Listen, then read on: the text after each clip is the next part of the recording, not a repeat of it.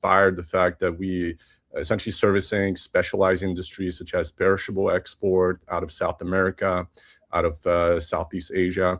We also have some, kind of seasonal calendar around e-commerce and a lot of the, hot season around the holidays, which is November until February, both, Christmas, New Year's, and Chinese New Year's that's coming up. So we've seen a lot of ups and downs in terms of volumes change and decline in many ways.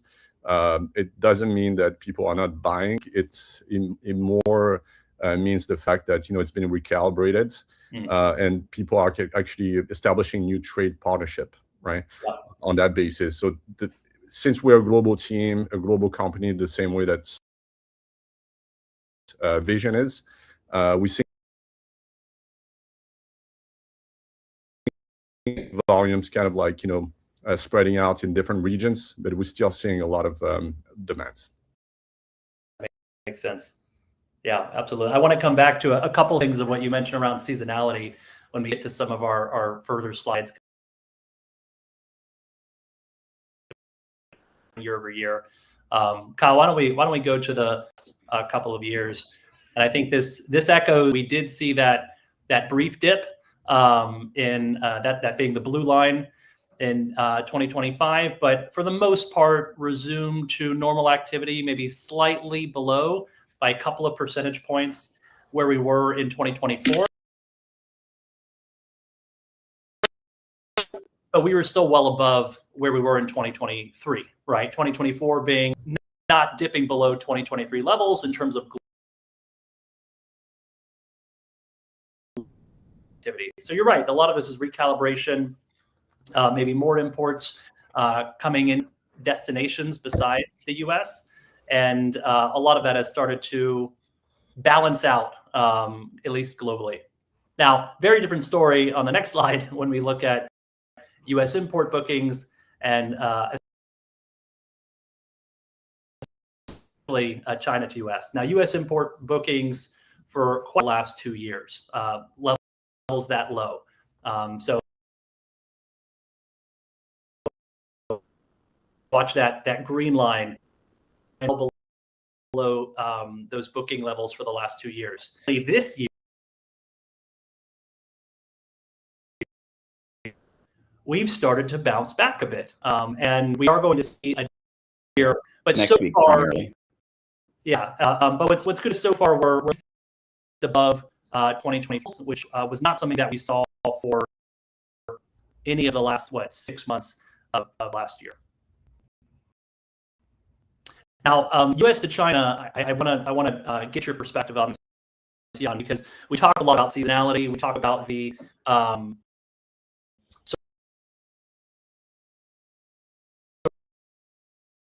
peak season rush and what kind of late summer, roughly like it's in prior to Black Friday, prior to a holiday, Christmas sales, things like that.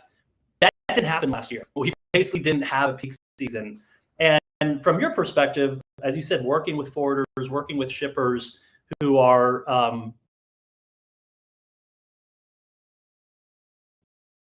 responding to this new sort of demand from their customers, the cargo owners, before has completely shifted? Is this like a total, some sort of expected behavior that we will remain even in? Yeah, it's a tricky question. I can give you my perspective in terms of risk management, which is essentially a result of a number of risk factors.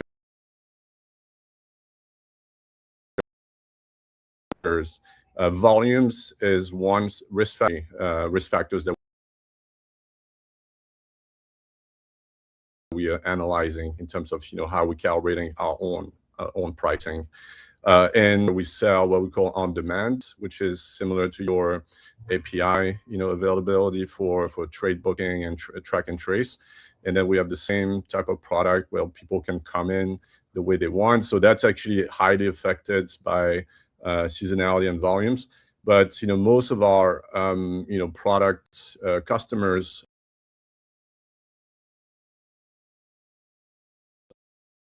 actually gears towards monthly and annual subscription, a full quarter, several quarters, or 12 months ahead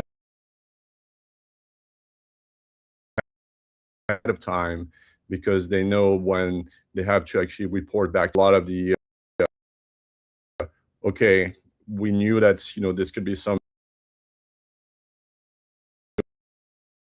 volume we have to cater for. It turned out that the first quarter was a little quiet, enough capacity from a risk capacity from autonomy in order to actually book more of the policy for delay insurance, right? So we see a lot of this thing where regardless whether some seasonalities could be shifting from a month to another, or sometimes it can be a quarter to another one.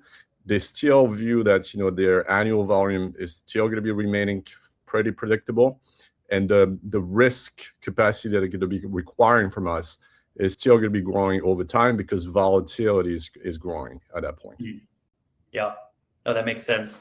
And yeah, in terms of capacity and recalibration, I think the next slide, which we haven't normally shared before, but if we had a few customers ask us to have side by side, we were just looking at China to US. We've consistently been below any levels seen in the last 2 years, while China to Europe actually remained not only relatively stable, in some cases we were seeing increases year over year last year in comparison to 2024.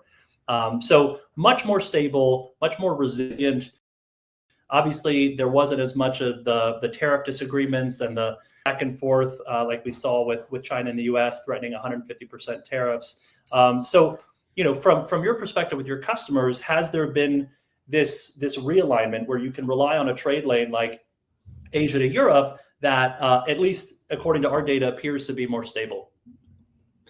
Yeah, we've seen some of it to a good extent in specialized industries such as automotive, for instance, right? So the heavy Benelux, Germany, and kind of Western European economy complex when it comes to heavy industries such as automotive and other kind of machinery production has been pretty steady in a sense of kind of output itself.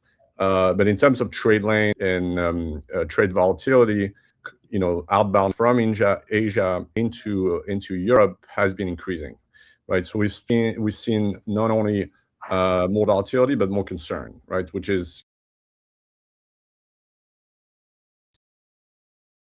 kind of the positive factors in the risk, but also in general how the results are panning out, right? So we've been seeing quite a bit of volatility increase, but that translates into claims payments, right? Which is what the customer wants when they contract insurance.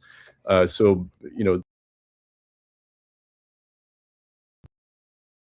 which is to say, we've been making many more. Absolutely. Curious, sir, quick question. We've been following closely how capacity on the trade lanes have been changing week over week. Mm-hmm. Also, of course, how rates and indexes have been changing week over week. Mm-hmm. There was an attempt to kind of spike ocean rates at the beginning of this year, which failed. And now we're actually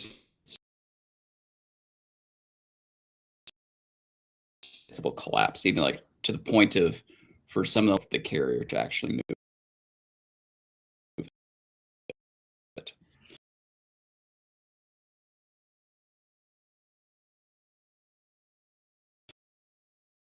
This year of 1.5 billion.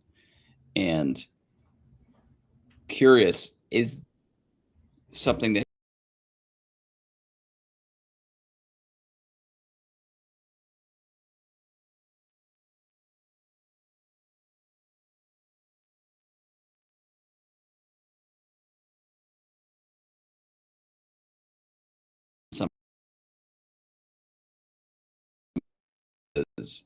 that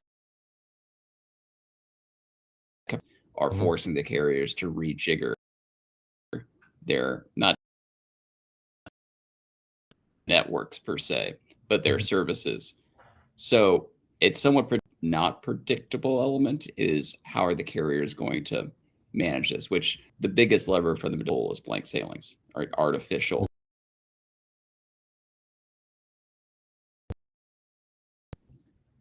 capacity management. It's changing so much. Yeah, it's kind of the $1 million, $1 billion.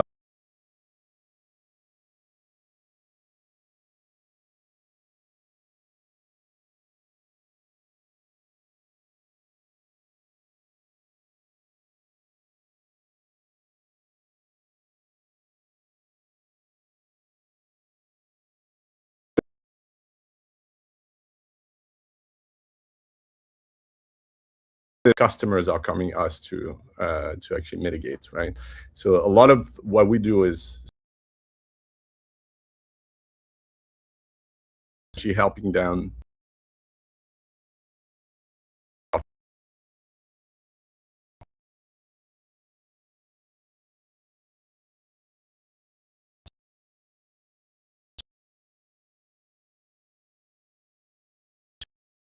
manufacturing behind the scenes, large tier 1 ocean liners,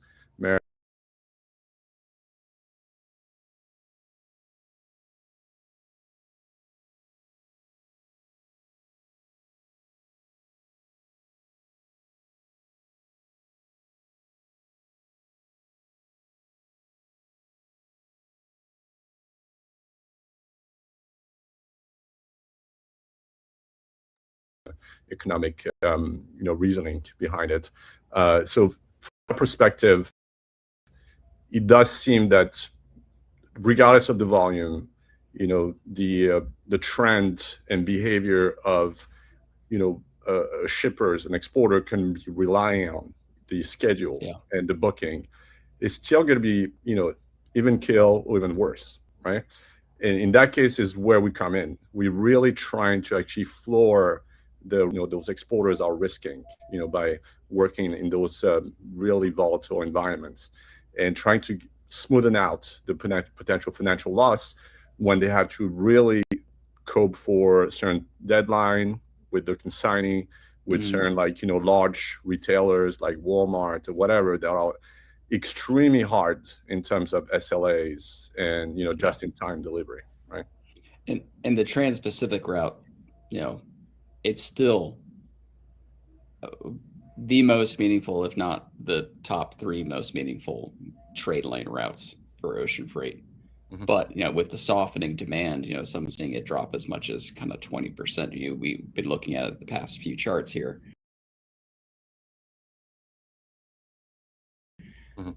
It's been interesting to see the collapse of like 25, 30%. But now we've updated that to the Trans-Pacific rates should be dropping 50% now. Wow. Yeah. And no, it's so really I want to see how the players respond. No, I want to actually agree 100% with what you said. There's a subset of trade lanes that are clearly not of interest or less of interest to certain customers. And I heard about this Shanghai to Port of LA, Long Beach. We took it like Yantian a lot to LA as well. Yeah. So that one, we're not going to be selling the product, right? They're like, oh no, we get 9 days or 12 days, like crazy, super fast, reliable, especially with the drop in volume. So that's going to be a case by case. And then we can talk about global macros a lot. What we deal with is a lot of micro risk, right? So idiosyncratic risk. A few days ago was the anniversary of the Maersk Saltoro, the Cherry, containerized vessel that's kind of state stock equipment failures in the Pacific that created $300 million worth of liabilities for exporters for the Chinese New Year's, right? So those risks are actually sometimes more traumatic to exporters. The global macro risk, which obviously, I'm curious, there was another story, I think it was from like September, October, into last year. I believe it was the Zim Express service from Far East to like LA. I think it was the Colorado, vessel named Colorado or something to that effect, that had a vessel fire. And so it was like 2 or 3 days east of Japan and had to turn around and go back to Korea to get inspection and repairs, which led to that express lane getting increases like up to 10 days into the delivery. That sounds like the kind of scenarios autonomy is more focused on, right? That, as you said, a much smaller scale, meaningful to a specific voyage type of insurance, not the, it's tough to deal with the macros and from a business model perspective. Yeah, exactly. Yeah. I want to go maybe with the last. This is a great discussion, and Kyle, maybe what we can do is go to the second to last slide. Sorry, the one on import port performance for LAX. Now we in a couple of weeks, but Jan, our discussion about capacity constraints and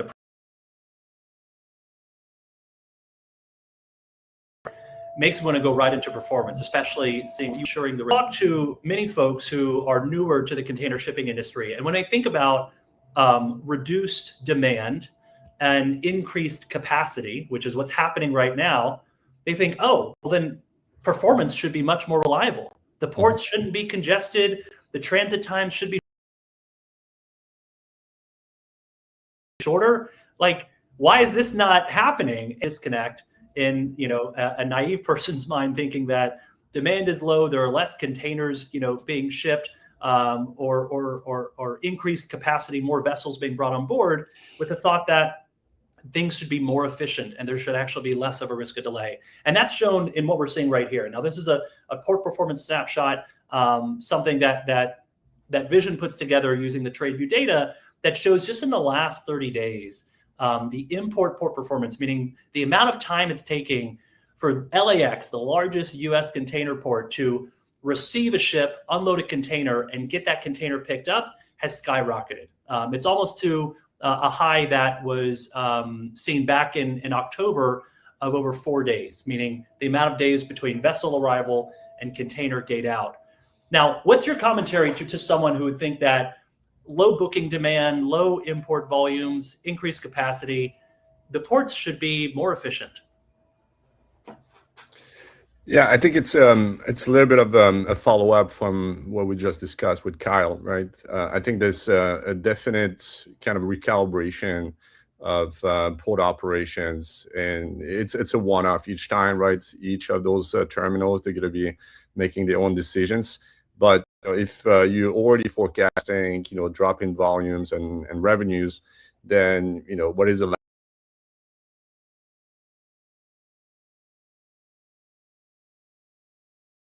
that you're going to be maintaining, the amount of staff, the port, delay at port, in order to essentially counter versus revenue, and therefore we're not expecting, improvement at all. And we also recognizing in Asia Pac, right, in certain ports.